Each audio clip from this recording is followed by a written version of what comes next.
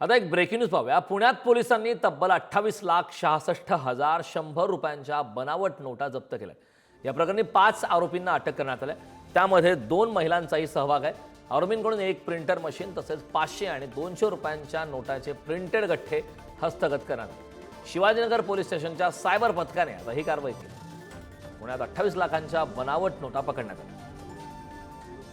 ज्या प्रिंटरमध्ये तो हा प्रिंट करत होता ती सुद्धा आपण जप्त केला आहे। त्यात लागणारे केमिकल्स आणि शाही सुद्धा जप्त केली आहे। असे तो 500 ची जी नोट आहे ती नोट त्यांनी जवळपास 22,32,000 रुपयाचे असे इन द मेकिंग बनावट नोट जे आहे ते आपण जप्त केले आहे। त्यामध्ये